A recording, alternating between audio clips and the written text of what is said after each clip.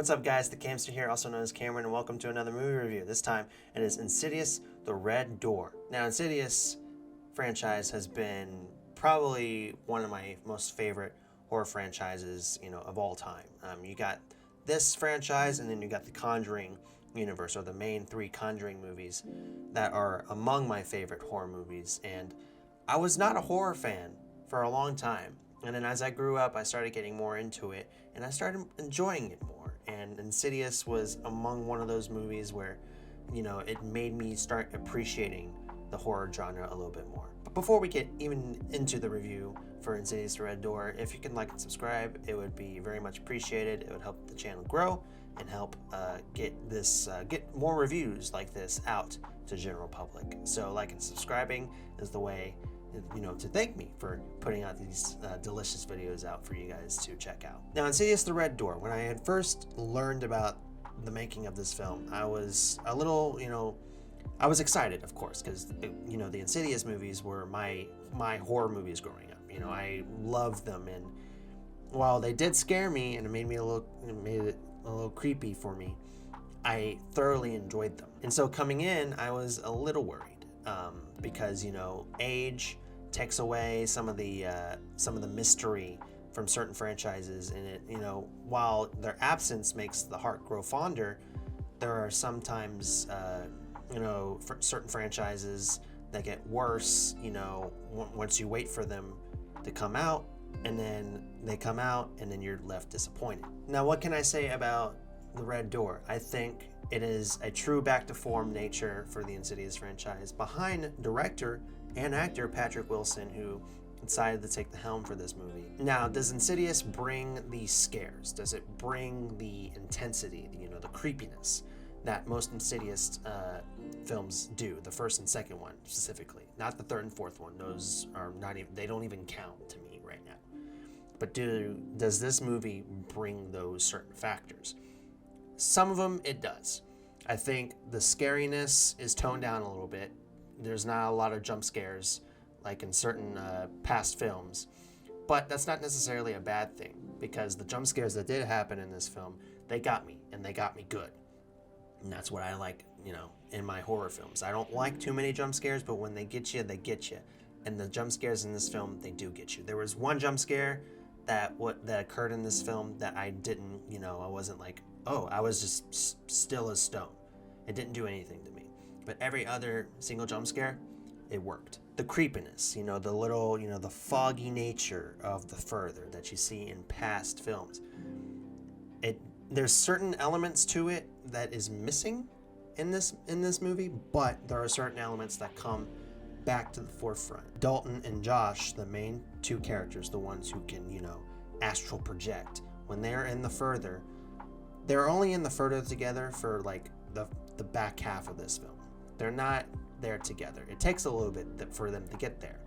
But when they are in there, it feels just like the first film. And that's what I like, because the first film, it made the further, feel, dark, creepy. And that's what they did here. And this film is a Josh and Dalton story. They are the main characters, Foster, Renee, the mother and the other son. They're in this movie, but they're not in this movie enough to where they lift the film. Patrick Wilson and Ty Simpkins, they are the stars, and they do a fantastic job. They show the fracture between their relationship because of them forgetting that all the events of the second one and the first one, and they do a good job of building the relationship and building that certain trust back, and that's what I appreciate. I think Patrick Wilson's always been a very good actor, and Ty Simpkins, I haven't seen him in a lot of stuff as he's grown older, but the stuff that he was in when he was a little kid, he was fantastic in, and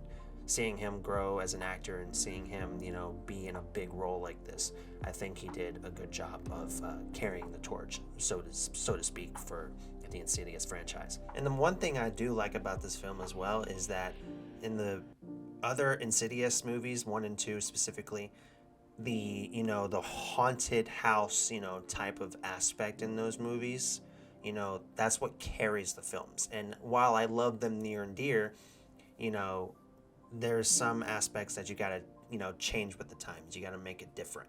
And in this film, they make it different. They merge the real world with the further, which they kind of did in the first two, but they did it so much so in this one, and it was a lot of fun. And I think it worked perfectly. And going back to the jump scare part, and the relationship between Josh and Dalton, I think they gave less time to like the scary part and into more of the character elements, the character moments of certain things with Josh that was happening, his own side quests, and Dalton that was happening with his own side quests, and then them finally coming together. I feel like the character aspects of this movie are much better than what you see in the first two Insidious films. And I gotta give credit to the screenwriters, because not only did Patrick Wilson and Ty Simpkins, act their ass off, but they made it believable. And adding those certain elements of, character building to this story, I think it worked. I will say though, at the beginning of this film, it was a little bit slow trying to get into, the meat, the meat of the ham sandwich